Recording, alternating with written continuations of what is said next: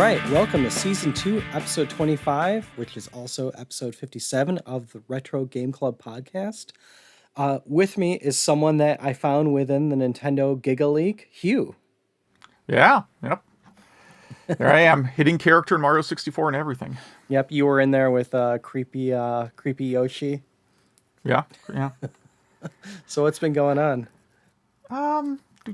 Let's see, what has been going on? It's funny, right after we recorded our last episode, we were talking about how great the aquatic ambience score is for Donkey Kong Country. Yeah. And one of my favorite sites, the Hard Times, which is like an Onion type of site. They have a game section called the Hard Drive, or as they call it, the most ethical gaming blog, or whatever. But they, right after we clicked stop on the recording, they post an article called "Man Tasked with Making Score for a Monkey Riding a Swordfish Underwater Creates Transcendent Piece of Music." And it's true. I really like that. Yeah. Good description. Well, we got a monkey riding a swordfish. Make some music for it, and somehow you create a masterpiece out of that. Then, gaming-wise, I've been playing a lot of exploring-themed games. I guess because I'm still not really going out and doing anything. Mm-hmm. I'm in a state where this whole COVID problem is actually mostly under control. I mean, we're one of the ones that are doing better overall. It's sort of weird. If you look at an Illinois coronavirus breakout map, it's mostly along the Mississippi River, which is pretty far from Chicago, where the problem is worst. Not that Chicago doesn't have problems, but it's actually not terrible here. But even despite that, I'm still not going out and doing anything. So I think that's why I've been playing all the Uncharted games and anything else that's themed around exploration. How far have you gotten in Uncharted? I just started part 4. Oh, wow. So you're really into it. How have you Yeah, so I have been playing them on the easiest setting. Yeah, but it's what you're getting into, Well, right, I played the first game on sort of a normal setting, and it's not that I was bad at the combat, but that I really wasn't looking for a shooting and fighting game. I was looking for an exploring game. Mm-hmm. So the other games I just put onto the easiest setting. So they're really exploring games. They're not really shooting games. It's kind of cool that you can do that. If you want to play, you can turn the difficulty, and then it's much more of a shooting game than it is an exploration game. So but yeah, I play. I don't know. It's been 2 weeks, and I play exactly 2 hours of them, 9 to 11 or 10 to midnight every night. Mm-hmm. And the games are 10 hours each. So in 2 weeks, that's 3 games. Yeah. This Uncharted 2 lived up to the hype. Uncharted 2 I thought was pretty good. Yeah. Mm-hmm. I like how it kind of switches the stuff it does, switching between time periods. Mm-hmm. 3 was kind of started off pretty strong and then got really, really insane. So it's kind of if you like games where everything goes wrong, then you would like Uncharted 3. Yeah, it really does. It's just over the top. It's still good. How much goes wrong? Oh yeah, it's still good. I finished it, and the first game, I think, sort of story and setting wise, the first game's still my favorite. Mm-hmm. But I'm literally like the intro in the 4th game, and I'm guessing it's also 10-ish hours long. I think it's a little longer than the others. Okay. Well, the installation was certainly longer than the others. Yeah. It's install and then 20. Even though I don't have the day 1 edition. It's here's 26 gig of updates. Have you played the most recent Tomb Raider series, Rise of the Tomb Raider, Shadow of the Tomb Raider? I've never gotten into Tomb Raider. These aren't Tomb Raider. These are Uncharted games. Okay. So then highly maybe recommended. I would like them. Highly recommended. I don't even know how they got away with it. They're Uncharted games. Yeah, well, you can't. This is the thing with games, right? You can rip off an idea. You can't rip off a specific character, but you can rip off ideas, mm-hmm. which obviously we've talked about a lot of games that are idea rip-offs. This is why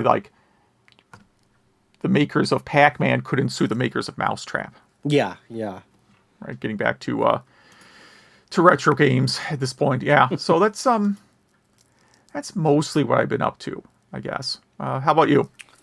I took most last week off gaming. I was just busy, mostly chasing kids around and stuff, and obviously work. But uh, in order, we were back at the family cottage for a little bit, and before that, I'm still getting into Final Fantasy VII.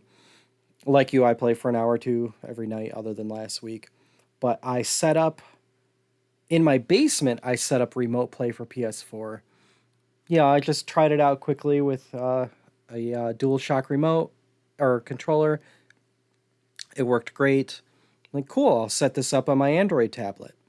I set it up on my Android tablet. I'm like, I'll just bring this controller with me. I'll set it up at the cottage. But I got it all. I got the PS4 and the Android device linked up, no problem. So finally, the last night, I finally had some quiet time. I'm like, all right, I'll get back into this game finally. And you can connect your DualShock controller to the Android device, but when you load up the PS4 remote software, the software works. It connects to your PS4, but you get an error saying it doesn't say this device isn't supported. It says you can't use DualShock 4 devices with this version of Android. Like, are you kidding me? I'm not going to use a touchscreen to play Final Fantasy VII Remake. That would be bad. Yeah, that would be a Yeah. very bad experience. So I have attempted the PS4 remote play onto Vita, a thing that Sony swears is completely supported. And no matter what I did, it gave me an error saying not enough bandwidth to communicate between the devices. Even when you're like on the same LAN. On the same LAN, whatever, 50, what's the, not fastest, the Like the G, I think. G, yeah, whatever. I'm on a network that well exceeds the requirements that they say you need. And a little bit of Googling found that almost everybody who tries to play PS4 on the Vita has the same problem. And some people were even like somehow connecting the PS4 to their router directly and still were getting the error. So Well, it's been working fine in Windows, so well, I'll give the listeners an update after I dive into that finally. But should we get into some news here? yeah, we should since it's been a PS4 show so far. Yes.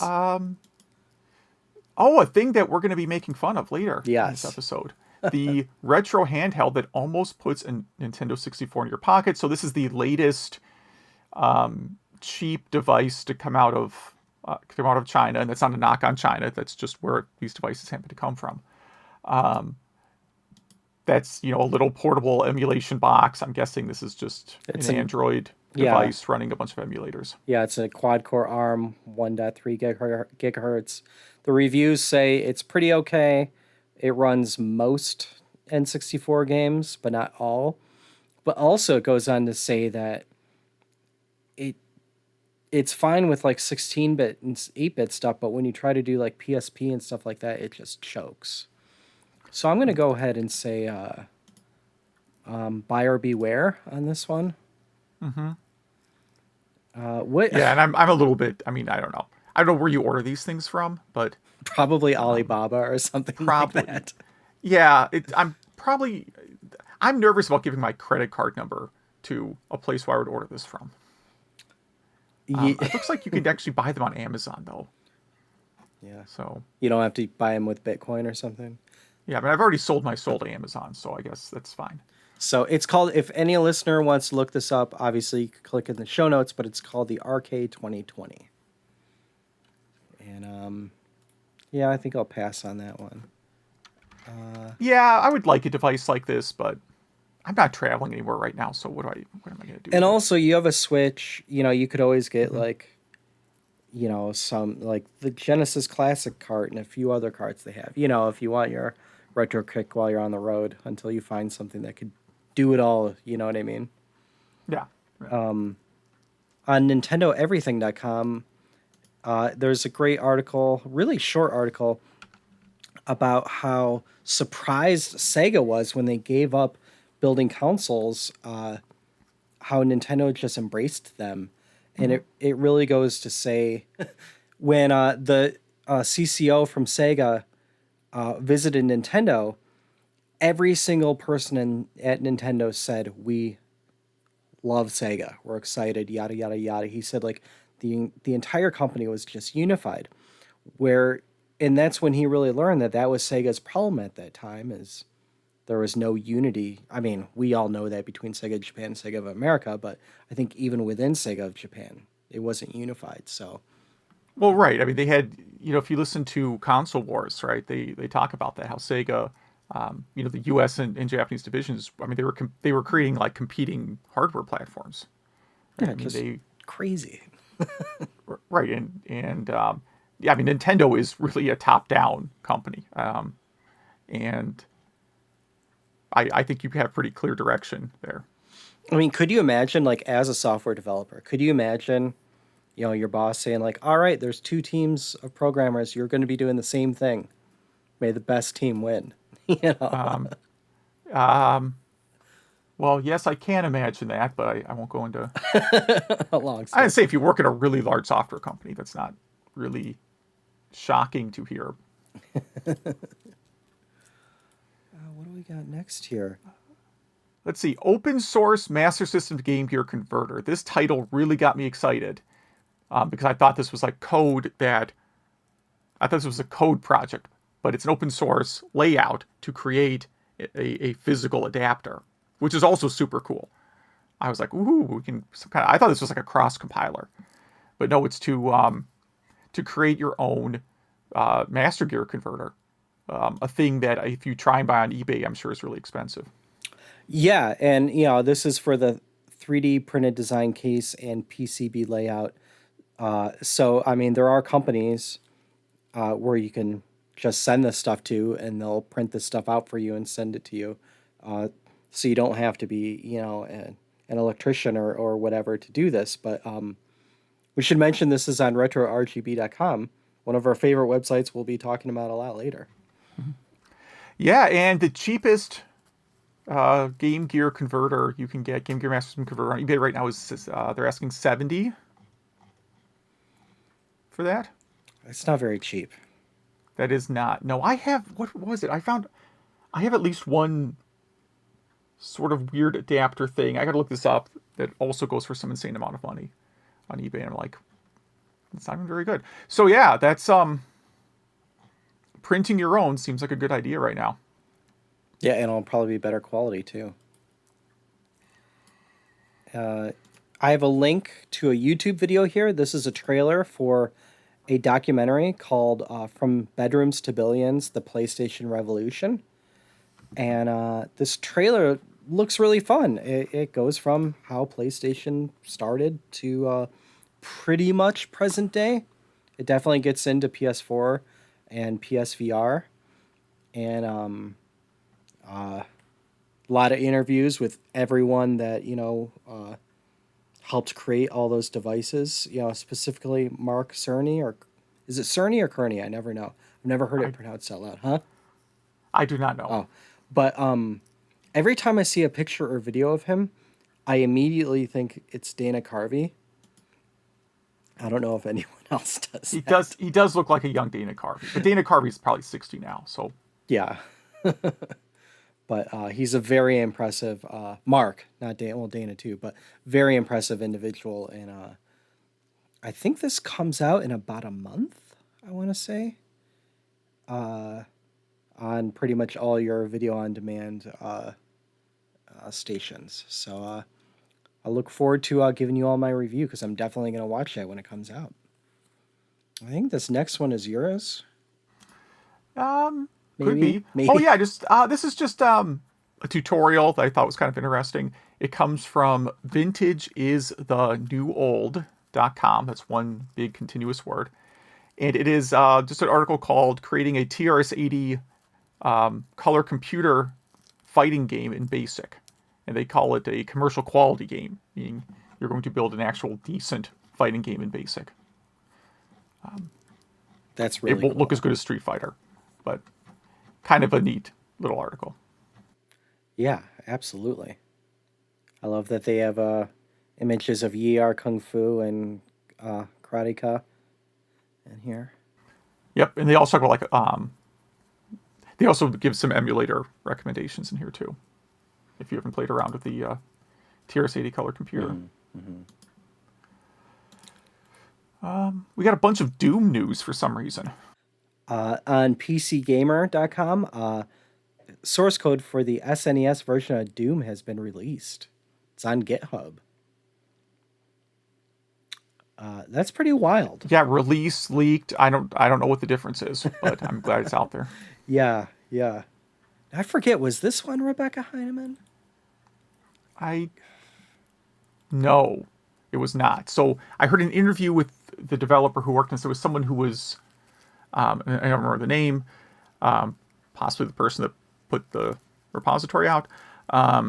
It was someone who was basically a whiz with the Super FX chip. Oh, yeah. Well, I just clicked on this GitHub, and I'm only the 72nd person that is starred this. That's kind of shocking. Yeah, so it's the same person who also wrote Dragon's Lair for the Amiga, which was like a massive technical achievement. Yeah, that's like witchcraft. Yeah, if you ever played, that's a really good version of Dragon's Lair. Yeah. Super Mario Brothers 5: The Missing Stages. So no, hold on. I'm going to cut you off because we have I just rearranged the notes because we had 3 Doom articles in a row. Okay, sorry. Go on. No, it's all right. I think you posted this one. 12 years to spawn a demon in Doom 2 thanks to a programming quirk. Yeah. So, usually it only takes a few seconds, but the way demon spawning works is it's an invisible cube that flies around and eventually lands, and there spawns a demon. Well, if you happen to be on that spot where it wanted to spawn, which would be very difficult, this would be a very random thing to happen, but it causes an event in the code where it would take 11.6 years before the cube to finally spawn into a demon. That's amazing. That is yeah, and it's due to integer. It has to reach some max int value, which takes 12 years. Let's see. You can now boot a Windows 95 PC inside Minecraft and play Doom on it. So this is about people who have gotten VirtualBox to run inside of Minecraft, which I guess means you could theoretically run Next Step inside of Minecraft. Yeah. I mean, they installed VirtualBox, installed Windows 95 and Minecraft. Yep, and just have it basically boot straight into Doom, and then have your I guess you're using mouse controls with Doom.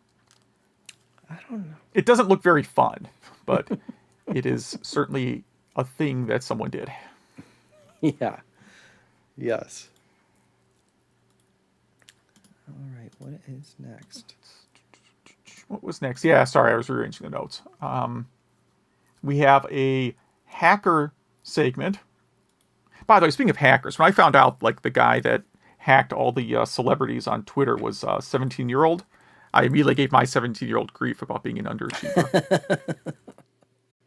In this first hacker news, hackers discover a native PS1 emulator for the PS4.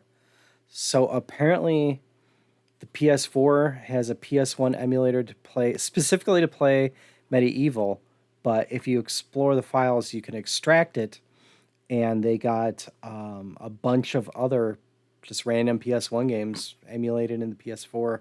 I'm using air quotes, natively. So why does it play Medieval? Was there some reason for that? I think why was it designed for that game specifically? I think that's how they ported Medieval to PS4. Oh, okay. So, I mean, this is pretty timely also because it wasn't announced for the PS5, but it was alluded to that the backwards compatibility that's before PS4 on PS5, so playing PS1 through 3 games on PS5, is going to be strictly through the internet. You're not going to be able to play. You're not going to be able to put a PS3 disc in there and play it, which I think is kind of a downer. I never expected to be able to do that. Now, of course, big news was the massive Nintendo leak, which is always like last time we had one of these. I threw out a little bit of warning that's, be very cautious if you download this stuff because sometimes hackers will hide other things in these big leaks. And you certainly should not, if you're ever planning to build a Nintendo 64 or Super Nintendo game or any other game, console that was part of this leak, don't look at the source code. You will get sued. Right. Flat out, do not look at it.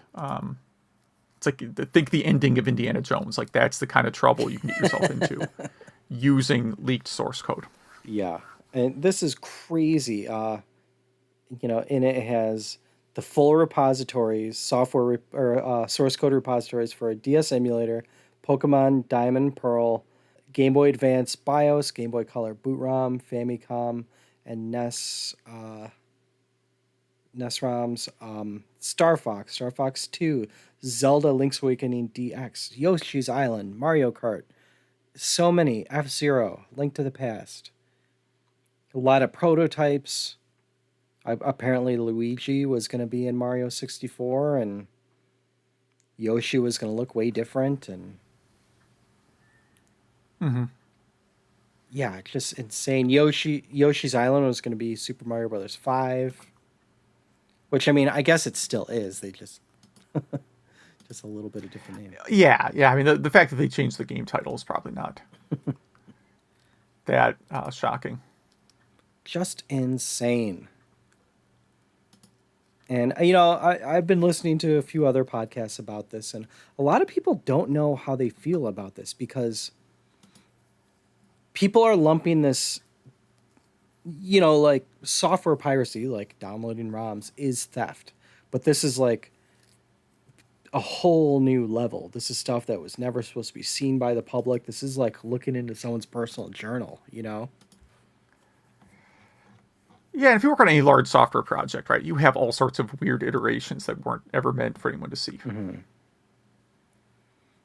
So, and historians are saying, like, and this is the part I don't agree with, too. Historians are saying, well, where does this all fit in? Should we start patching ROMs to certain things? Like, no, absolutely not. Leave everything alone. This is what it is. But a lot of cool stuff in there. Previously unknown Super Mario 64 enemy found and added to the game. So this is different than the leak.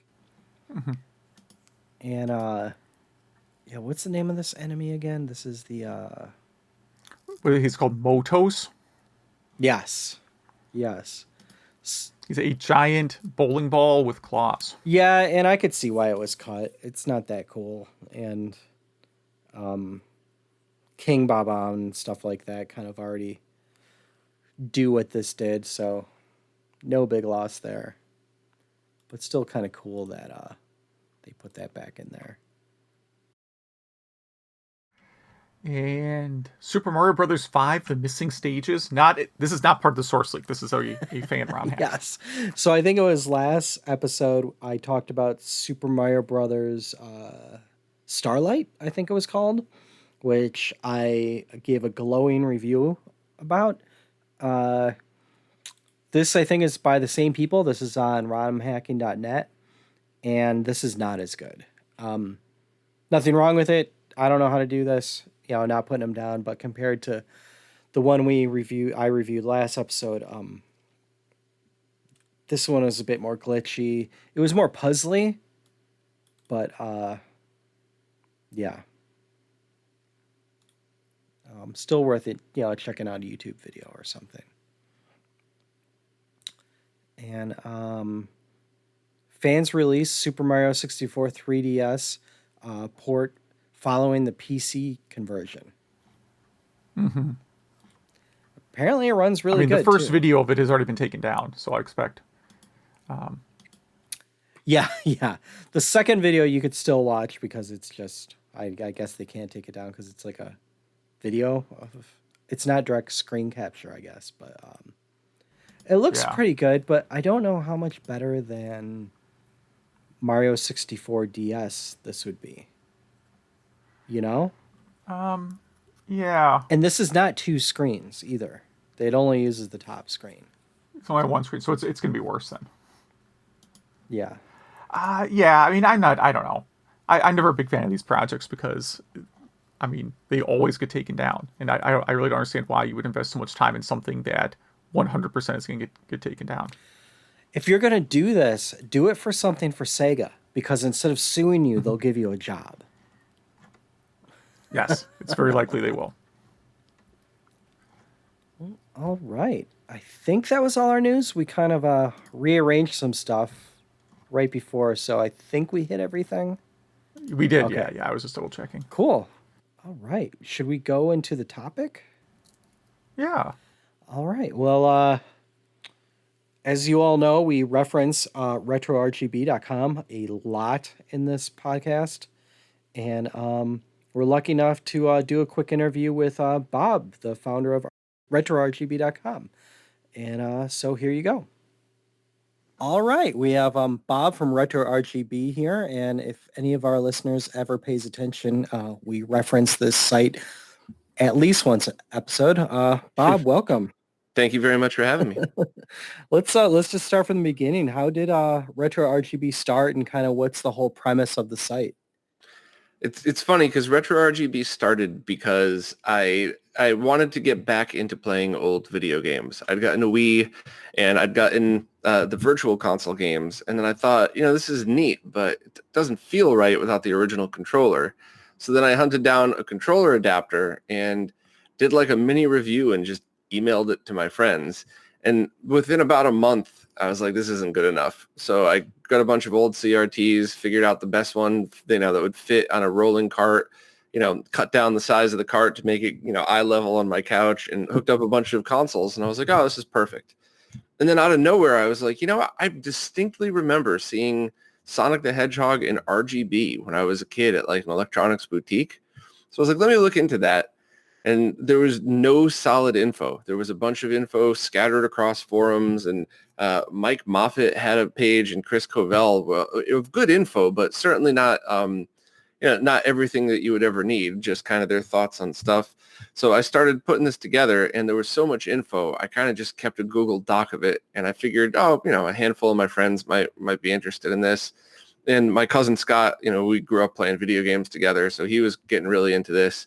And out of nowhere, he's like, why don't you just make it a website? You've made websites before, like, for whatever reason, it didn't even cross my mind before he said that. I was like, that's great. I'm sure, a couple of people might be into it. And it kind of just exploded from there.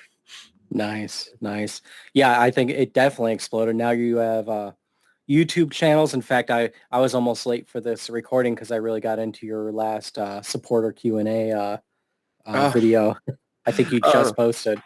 Thanks. Yeah, I'm always so mixed about those because every time I ask people, I was like, I'm kind of wordy. Do you want me to cut it down? Do you want me to to keep the answers shorter? And for the Q&As, they're like, no, I mean, if we didn't want to hear you talk, we wouldn't listen to the Q&As. So just do your thing. And for the other stuff, maybe don't talk so freaking much. Well, what do you think? I mean, you mentioned kind of history and how you got back into retro gaming and stuff like that. But what do you think keeps that passion going? What about retro gaming, or like the latency between video converters or wireless controllers, or, the best video signal? Like what really keeps you motivated in that, day to day, and kind of your passion with it? Well, I think there's two answers. I think what keeps the scene motivated is the same thing that keeps any scene motivated of something that's not current, right? And the best examples are music and classic cars, right? Like I love old cars, but I was born way after some of my favorite cars. And same thing with music. Some of the songs that I absolutely love, like I don't flip on a playlist and think like, oh, here's a classic song and here's a new song and here's an old song. Here's my favorite songs. And I think it's the same way with video games, in that people of any age might discover a certain style of game or just stumble across one and just love it. And I think that's why the scene itself keeps going. I keep going because I keep meeting more awesome people and there's more cool stuff to talk about. And I think if that ever ends, if there's ever no new products, if it's just stagnant and, the more it becomes so mainstream that it's just all filled with clone products and crap, I'd probably just step away. But it doesn't look like it's going that way anytime soon. It looks like every time I turn around, when I think there's nothing more you could possibly add to a console, somebody comes out with something else that's pretty amazing. Yeah. Yeah. Well, the clone products right now, I think we're kind of getting there with the handhelds coming out of China. The ones that all look like Game Boy Advance and stuff like that. Yeah, those have been around for quite a while. And the fact that they exist don't bother me at all. The fact that major publications don't take 30 seconds to Google what these are. And you go on Gizmodo and Engadget, and especially if the company hires a good marketing department and they have a press release, all of these blogs make it seem like, oh, here's this great new product. And what it really is just here's the same old emulation crap that if you take the time to tweak would probably be great. But, oh, by the way, you have to get all these games yourself. Like they all advertise them as being able to play these games, but they don't ever tell you have to rip the games yourself or steal them. And they're basically making their money off of intellectual property owned by other people. So it's kind of annoying to see some of the blogs. And of course, some of the shillers out there that'll just do a video on anything to get a free device. That bugs the heck out of me. The fact that they exist, whatever. It's another cool platform to develop on. Yeah, we just kind of went through this. I think just last week there was a round of the kind of media attention that you talked about with what was that bright yellow kind of banana colored device? And they're like, oh, look, you can play Mario 64 on this $30 thing that you get. Yeah. Yeah. Like, I'm pretty kind of confident Nintendo doesn't back that project. Yeah, 100%. Yeah, and I think one reason why we as a podcast constantly link back to your site, and also I as an individual kind of go to RetroRGB first, is all of your reviews are really numbers driven. What's the latency, and you show it happen in real time, so there's absolutely no question. Yeah, I'm always pretty hard on people for stuff like that, because if you have a review on something that's your opinion, here's my favorite game, and this is why it's my favorite game, there's really no wrong answer to that. And I don't have any problem, even if I 100% disagree with you, I don't ever have a problem or talk badly about that. But when you say, hey, here's a zero lag controller that feels great. Well, how do you know it's zero lag? How did you test it? Well, I didn't feel any lag. Well, what does that mean? So, it's that kind of stuff drives me nuts. And I try so hard. When I first started doing video reviews, actually, when I first started doing written reviews, a lot of times I'd have to say, here's a whole bunch of facts, and then you're going to have to trust me on this last one because I don't have the ability to make a video of this yet. And then when I started doing videos, I try to almost never say, you got to just trust me on this one. I try to always have numbers. And whenever I do say that, the rare times I do, people are fairly forgiving because they know both myself and my friends are my biggest critics. So I certainly wouldn't say anything unless I was sure of it. Or I would just say, I'm pretty sure and I don't know. So I never have a problem saying that either. What, so you pretty much test everything under the sun when it comes to retro gaming. What's your go-to, what's your favorite way, to game? Is it on real or, and modded hardware, like a NES art with an RGB mod? Is it Mister? Is it like the mini classics? Is it a RetroPie? What's your go-to? So my favorite, when I actually have time to play these, my favorite is usually original hardware on an RGB monitor, with some exceptions. I think that the Dreamcast with the DC digital mod on a flat panel, I think most of the games end up looking like PS3 games. I think they're incredible. And, while there's certainly a few fighting games I might want to play on an RGB monitor, it's usually leaning towards flat panel these days. Although when I fired it up doing that VGA monitor episode, that was pretty cool too, just to, straight up VGA monitor through it. But it's mostly original consoles, original carts when there isn't an enhancement. And then, on RGB monitors. And I say when there isn't an enhancement because there's a lot of little things out there. Like I was just talking to Smoke Monster the other day about the Link's Awakening for Game Boy has a whole bunch of little patches for it that somebody just combined into one. That just makes a bunch of little improvements to the game. You could skip text that you don't want to sit through, and even Link to the Past, one of my favorite games. I think it was Quirtimoto did the DX version of it, where you could turn while you're running, little tiny things that that are just minor quality improvements. So I guess now that I think about it, I do mostly use ROM carts, but original hardware on RGB monitors is kind of the way to go when I do game. But if I had to choose something else, it would be the Mister, because it's just such an amazing I guess I would call it even though it's a piece of hardware, it's an amazing software platform that people develop for, and the accuracy and the low latency is pretty incredible. Yeah, I think the Mister is it's the thing I don't have, and it's definitely on my list too. I think it'll end all other ways I game in terms of at least console.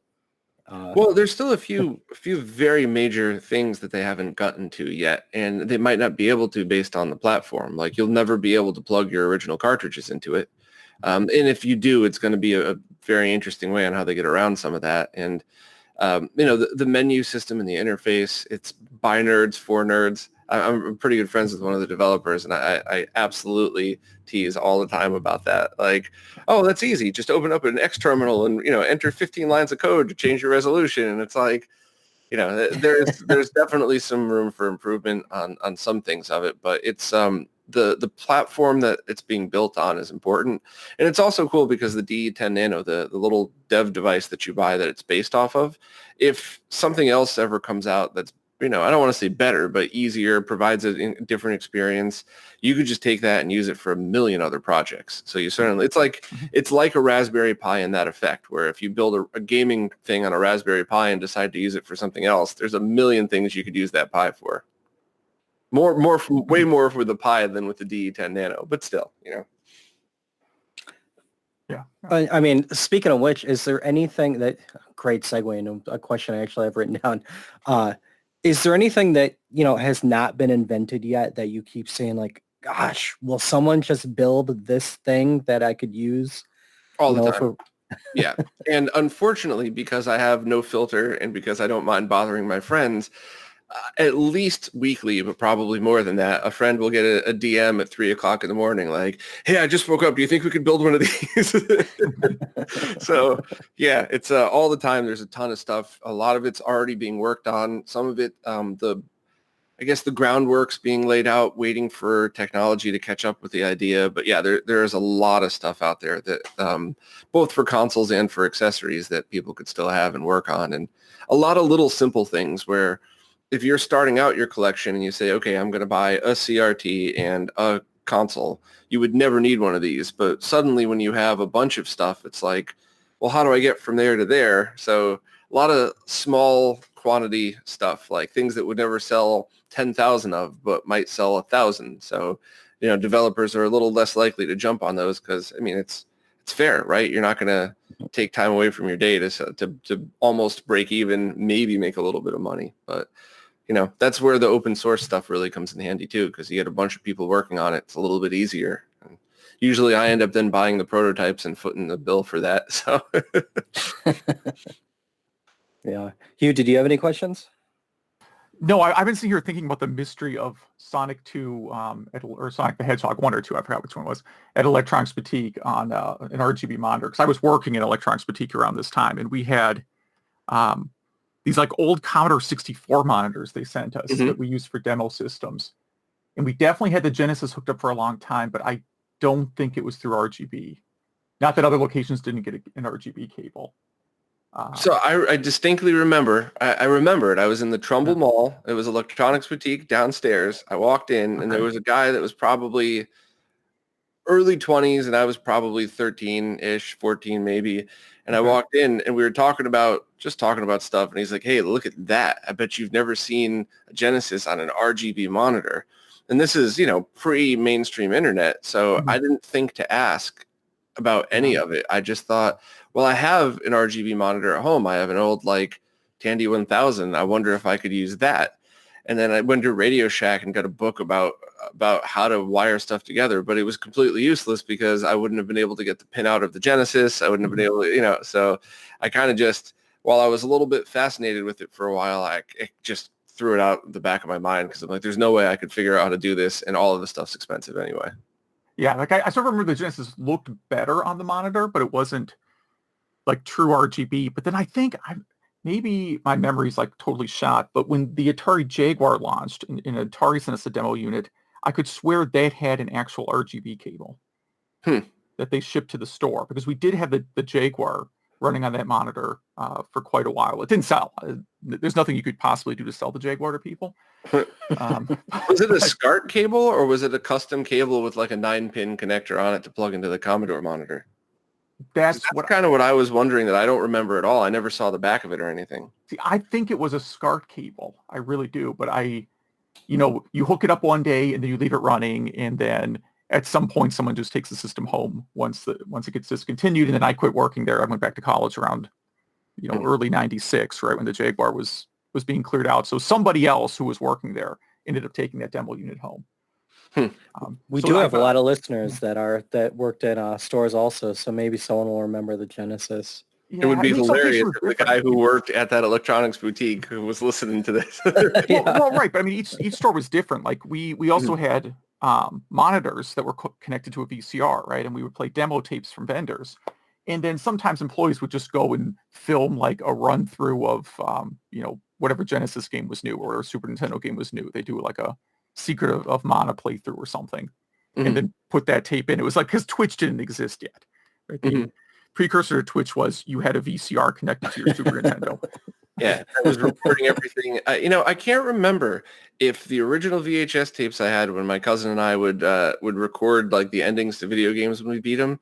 I don't know. And this is a question for my fellow nerd friends. Was it actually recording those games in 240p?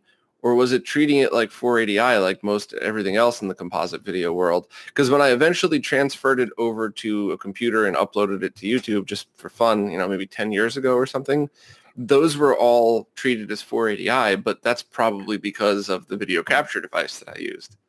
So if anyone would know, it'd be the Hard for Games guys. Yeah, that's what I was going to say. When I sent them I did save some demo tapes from the store that I sent to them. And they sent me a very technical explanation of the ripping process. It was completely over my head because I'm not an expert in that area. And they definitely are. That's all I got out of it. So which systems have you not been able to tackle yet? I mean, I've gone through your page, read everything on there, but what's on your list that you still want to try and do a mod for? Stuff that I would like to add more stuff, like more sections in the website's definitely the original Xbox. But as far as systems I haven't really tried, I was always interested in old computers too. I just didn't have enough knowledge and then the time eventually to get to them. That's why I'm really lucky to have a bunch of people contributing to the site that are experts in a lot of that. Vanessa's kind of my go-to for any kind of old computer stuff nowadays. So I'd like that. There was a bunch of handhelds I'd never even seen before. So I'd kind of like to check those out. And I'm always interested to see what kind of weird mods and stuff you could do and things like that. I've also never seen an SG-1000 in person. I think I maybe have seen one for a second, but I never really got to mess with it. So I'd like to do a guide and do an RGB mod for it or something. Yeah, I think I've only ever seen them at a convention. I've never more than just a few, playing it for a couple seconds. Yeah, I mean, it's essentially just, a master system that's not quite as good, but whatever. Yeah, it's got kind of a nice case. I mean, I think that's about it. It seems like every American retro enthusiast's last system that they always want to try is the MSX. It's the one that we just never, ever get to see here, but we'll always hear about. Yeah, I mean, I think the whole vintage computer thing is took a totally different path in Europe than in the U.S. So, I guess it's just a product of being, a product of your environment, but it's all kind of interesting still. Yeah. Very selfish question I thought about while watching your Q&A. So someone like me that has, I'm looking at kind of my retro collection now. I have a bunch of non-modded consoles, so composite out, going into, just whatever from Amazon.com, composite to HDMI. And I have a projector. It's the only thing I have down here. And the projector wouldn't recognize the HDMI signal at all until I put the M Classic in front of it, which solved all those problems. For someone like that kind of setup, that's pretty much, you're not really going to mod your stuff, if not for a while, for RGB outs. What would your recommendation for like composite to HDMI, like that whole chain? What would your go-to be? No hesitation, no doubt, a RetroTink product. And throw Really? that thing that you're using in the garbage. It's no offense, but I've tested those. They have like 5 to 7 frames of lag or something like that, those generic ones. So, but those were cheap too. It's not like you invested a couple $100s in something. That was like a $20 item probably, but yeah. And a few years ago too. What about, I saw you reviewed I don't know if you reviewed it, but announced, is it the Koryu? Yeah, so the Koryu transcoder, all that does is take composite and S-video and turn that into component video. And that's for scenarios like I have an OSSC, I have all of my RGB consoles connected to it, RGB, VGA, and component, but I still have a bunch of composite consoles that I don't have any adapter or any mods on it yet. And that's really what that's for, is to be able to interface it. And also, I think the biggest use, I don't even think the designer realized it when they came up with it, but there's a lot of people with RGB monitors that don't have input cards for composite or S-video. So your choice is to spend $100 to $200 on an input card that's eventually going to need a recap, that's eventually going to need some work to it, one more point of failure, or to spend $80 on a device that converts those signals directly to component, which you could already use. So I think that's one of those devices, like I was mentioning before, little devices of convenience where you wouldn't think of it if you were just connecting one thing at a time. But, as soon as you have a bunch of stuff together like this, it starts, you start asking, how can I connect them? So would you go RetroTink, or would you go the Koryu plus OSSC? So it depends on how much you enjoy tinkering. If you just want something that works and that looks totally fine, there's no reason to go past the RetroTink. It's zero lag. It has the fake scan. If you get the Pro, it does the fake scan lines, which depending on your setup might look amazing or it might look meh. I don't like the way it looks on a flat panel, but on a projector or on a VGA monitor, it might actually look amazing. It's all preference, though. It's all preference. It's got the filter for other games if you want that. The OSSC, that's the type of thing where, you can use it in generic mode. And a lot of people disagree with me that like with this, but if you're going to buy it, it's almost like buying a Lamborghini and just like leaving it in first gear, like you could use it in generic mode, but you would really benefit by doing like, at least on S-video and up, getting the custom profiles, which are designed by the community. Firebrand X took the time to really tweak them and to get the image presented in the correct aspect ratio, the correct scaling, or within 90% of the correct aspect ratio, as good as you could reasonably get. And the difference is pretty substantial if you care about sharpness. If you just care about playing your games in a way that doesn't suck, that's a lot of time spent. And there's a lot of setup, too. You got to load your profiles. Every time you have a new console, you have to set phase. And then once it's all set up, that's it. You just fire up the OSSC, set it to Genesis, and then you're done. But there's also multiple resolutions per console. There's a lot of weird things where if you're already deep into the nerdy stuff on this, you don't even think twice about it. You just grab your remote and go. But if you're a beginner, it's like, why do I need to know 5 things to get super sharp pixels out of a PlayStation? And that's why the RetroTink, there's no, technically it's not as sharp, but there's zero fuss. You just plug everything in. And most people wouldn't even notice, right?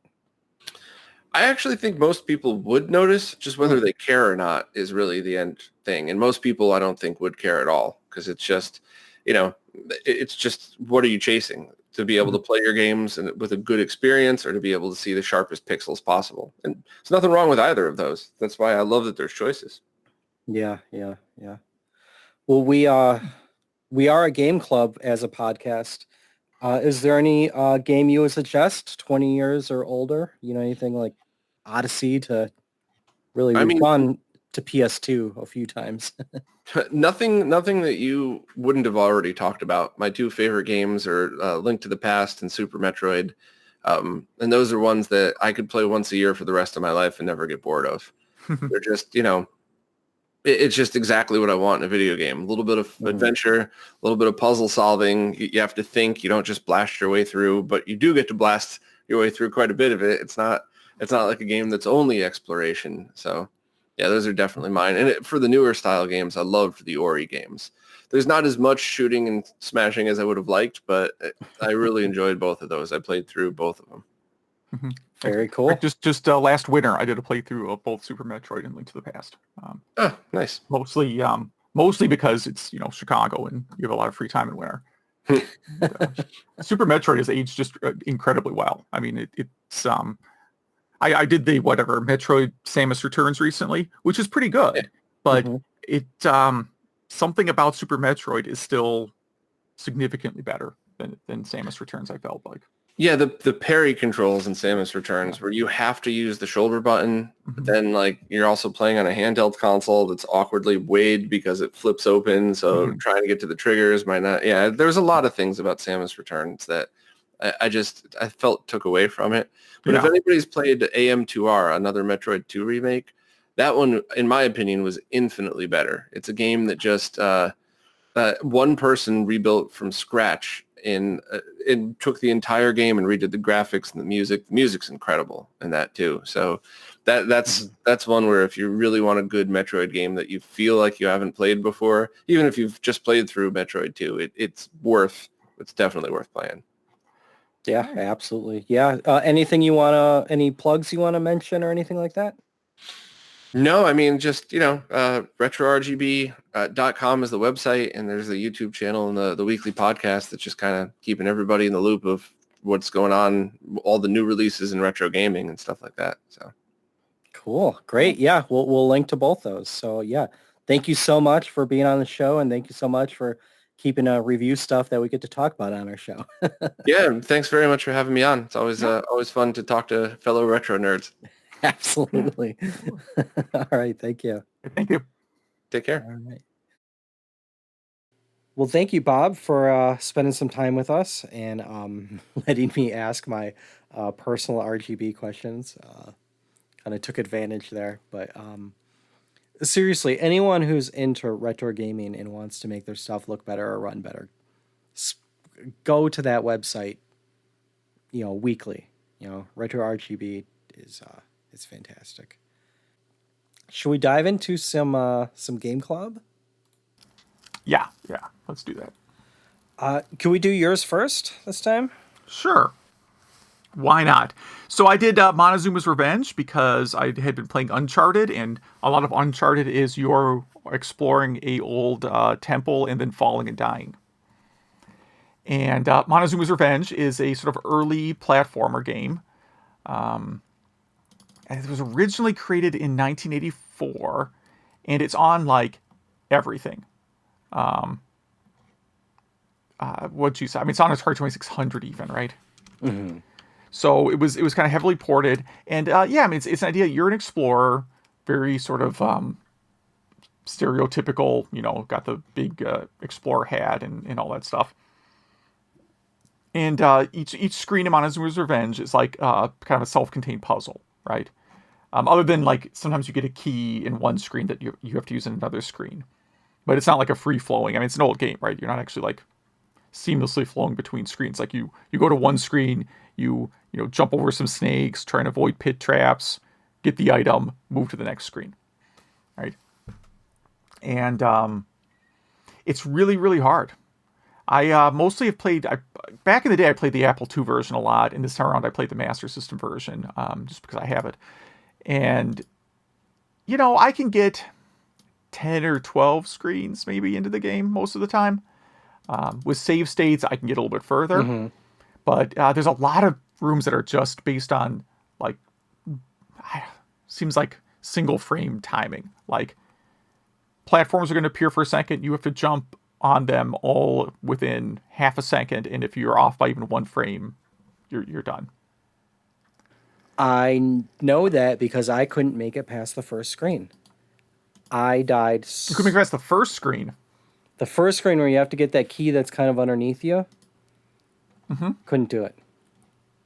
Really? Okay. I just kept, maybe it's because I was emulating and it, you know, it was off. Maybe I was just having an off day, but I just kept falling to the ground. I would go to the rope, I would go to the platform, and once I got to the moving platform, I couldn't jump far enough to get the key. That's pretty bad. Yes. And I was just like, this game might not be for me. Yeah. I mean, were you drinking or were No, you no. playing it? Because that would be hard. You do have to have really like split-second reflexes for most of the screens. And I do wonder if it was just my, you know, emulation timing where it's a bit lagged, and because I can't be that Yeah, bad. this is a game where definitely input lag would be a huge problem. Is this on any? This has got to be on a bunch of bundles, right?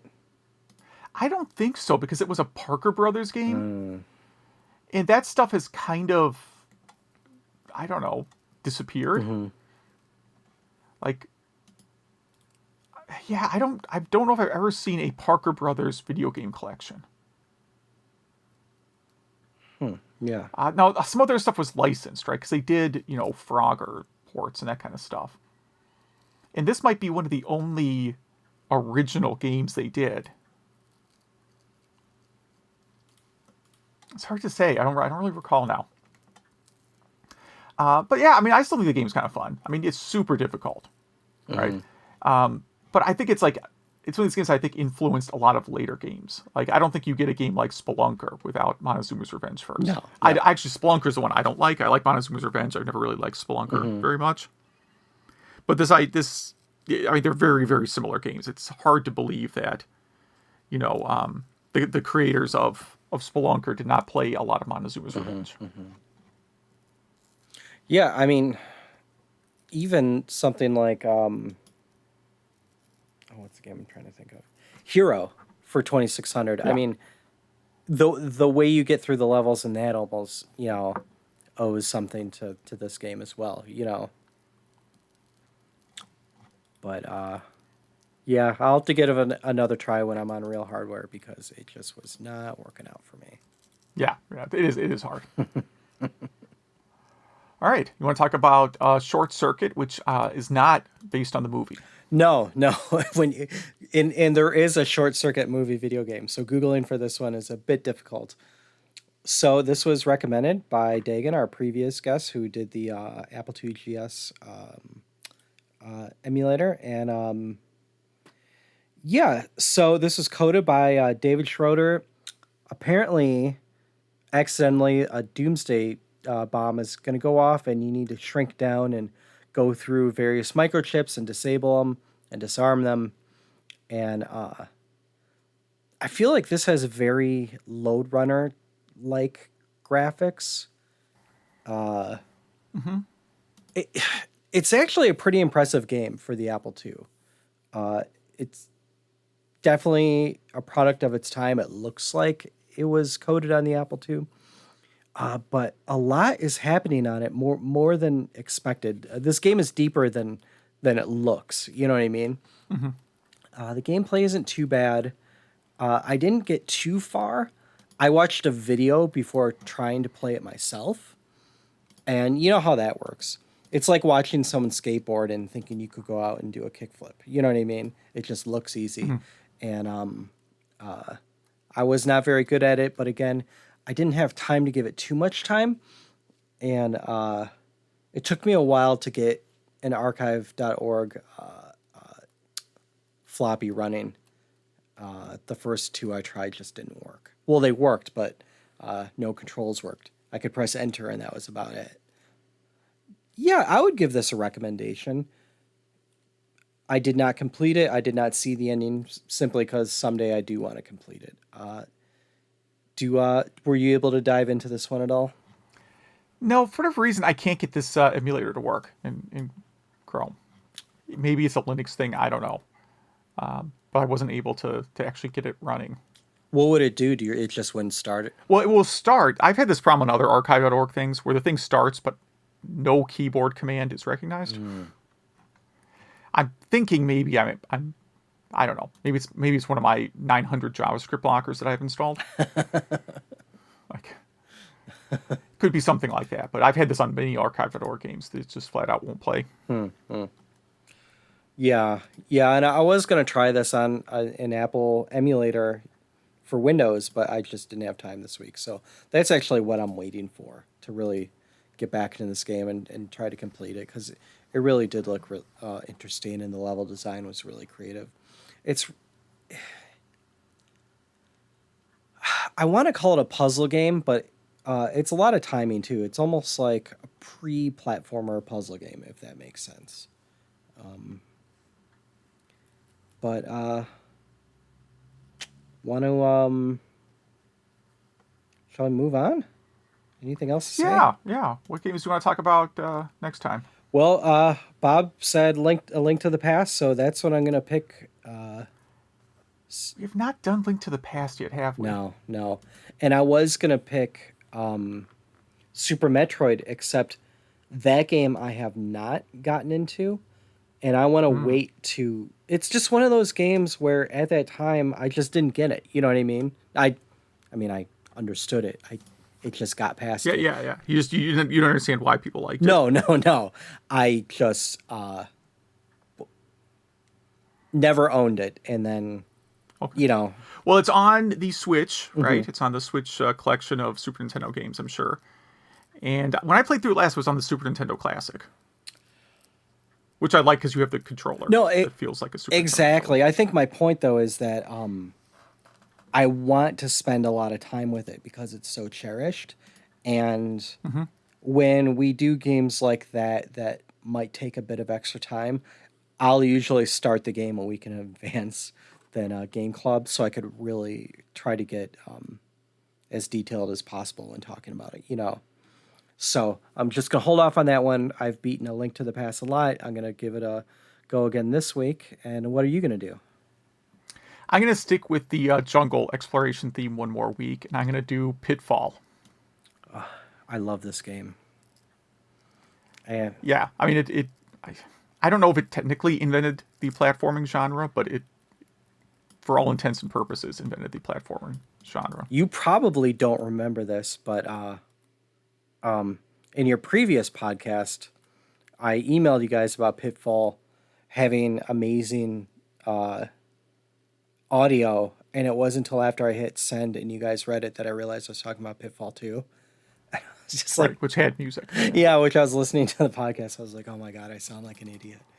I mean, the vine swing sound is okay. Yeah, exactly. But we got a lot of Game Club feedback this week. A lot of good stuff. Yeah. I'll start with with my headphones falling off. Email from Majors talking about profiting off 3DO games. He mentioned that he recently sold his Sega CD collection because he is going to switch to the EverDrive Mega Pro, and he started after he found out that he had a few really, I guess, sought after or expensive games.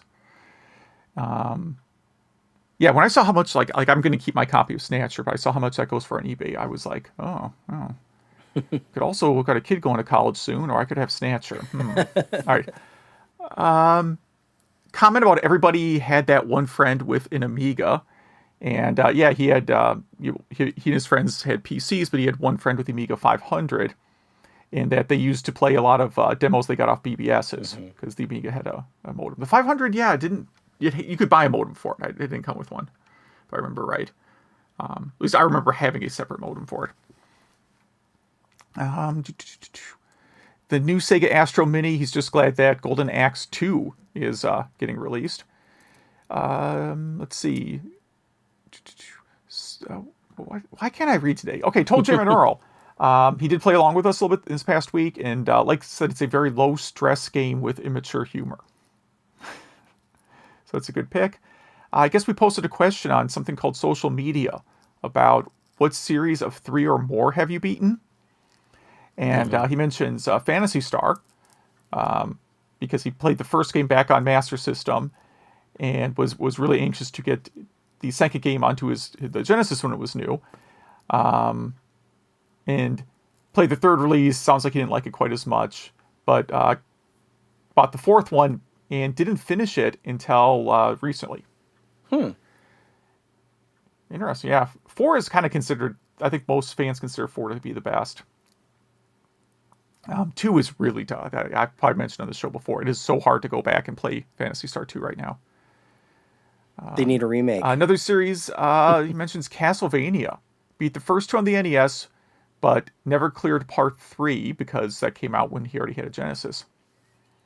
But when other games of similar style came out, he was brought back in the series and beat it on GBA. There you go. What else here?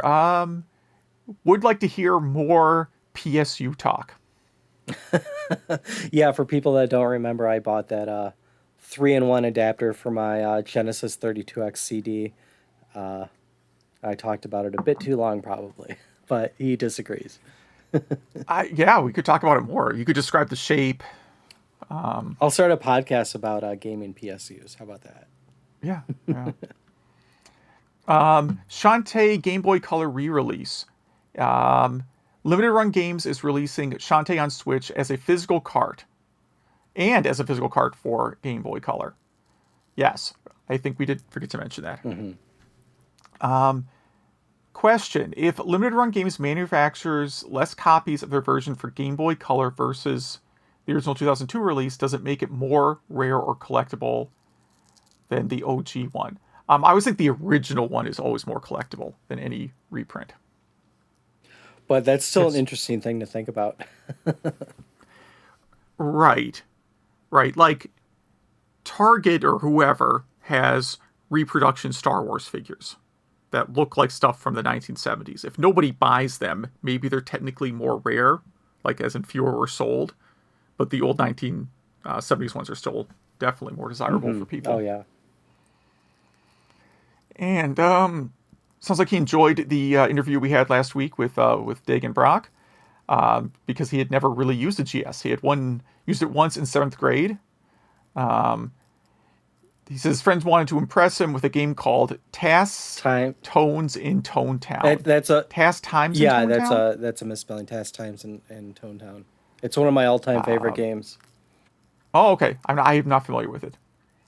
And they also had a 7800 in NES that they would all hang out and play. But that the computer seemed like the future compared to the 7800 in the NES. All right, that's the end of me trying to read and not being able to. Adam writes us, says some very nice things about the podcast, and he recently started playing a JRPG from the 16-bit era he thinks you will like, called Romancing Saga 3. It was originally on the Super Famicom in 95, and now it's remastered and available on Switch, iOS, PC, PS4, Xbox One, Vita, and he hopes to see more JRPGs remastered like this. So I know I went a bit I know I went a little fast there. So for the listeners, it's called Romancing Saga 3. Yes. I'm actually have not played it. I just want to make sure. Do you have to have played any of the previous ones first? Probably not. Is it like Final Fantasy, like where they're all independent, or is it like some of the Falcom games where if you start with part 3, you'll just be confused at who the characters are? Oh, yeah. It looks like it's a standalone game. Yeah, I don't know why I never got into this series. I'm definitely aware of it. Just haven't ever played any of them. Put it on the list. Yeah, looks cool. I mean, at a glance, it looks like something I'd get into. There's an Android version, so if it plays well, I could just keep it on my phone. Just don't try linking your PS4 controller to it. I was never going to try that. Well, Majors and Adam, thank you so much for your email. If anyone else would like to email us about anything retro you have going on, even if it's projects like Bob talked about, making your setup, look that much better, play that much better. Any games we've talked about, any game suggestions, really anything. We love any emails. Email at retrogameclub.net. That's email at retrogameclub.net. Hit us up on Facebook, facebook.retrogameclub.net, or Twitter at RGC Podcast. And the social media question of the week from Zach was, what series of 3 or more have you beaten every game of? All right. there's a lot of duplicate answers, so I'm going to kind of bounce around. A lot of people mentioned Super Mario Brothers and Mega Man. And then there's some debate over what the correct plural of Mega Man is. That's funny. Yes, and let's see. Tekken 1 through 7. What's it called in here? Someone asked if Dynasty Warriors counts, because there's 9 of them. Or I guess there's 9 empires. I don't know Dynasty Warriors. Have you played I've that? only played the Hyrule one, which I loved. Okay. Let's see. What else gets a shout out here? Uncharted, which I'm going to be close to finishing, I think. Mass Effect, Kingdom Hearts, Halo, Final Fantasy, Fable, Shenmue. That's also on my list to play this year. Is Shenmue 1? I played Shenmue 1 like literally 20 years ago now. Wait, 19 years ago I played Shenmue. I know it's a very specific memory. So I think I'll do Shenmue. I'm gonna have to do Shenmue 1 all over again because I don't remember what to play. But I'll probably do 1 and 2 and then decide if 3 is worth it. I've heard kind of mixed reviews on 3. I heard it was pretty good. Yeah, I've heard it was okay, I guess. See, Genesis Sonic games, Rogue Squadron trilogy, counting Battle for Naboo in there. Genesis Jurassic Park games, I guess there were 3 of those. And also got some positive feedback on Toe Jam and Earl. There you go. And I want to call out one series in here, Bomberman. Philip said he beat all of Bomberman and Super Bomberman, which is crazy. There are so many Bomberman games. I think there was 30, 32 maybe. Yeah, because there's some port of it on every system, right? It's just insane. I'll say for mine, I'll do, I've beaten every King's Quest, 1 through whatever one came out on PS4. And okay. Pretty much all the ones on this list, too. Yeah, I mean, I have obviously all the East games that were released in America and 1 or 2 that weren't. And I mean, like the original Phantasy Star, but none of the later Phantasy Star games. So first 4, but nothing after that. And I've not beaten every Final Fantasy game because I have never really played 12. Bonk 1 through 3. I have not played Bonk I have not 3. played Super Bonk. I guess that would be part of the series, so I can't say that one.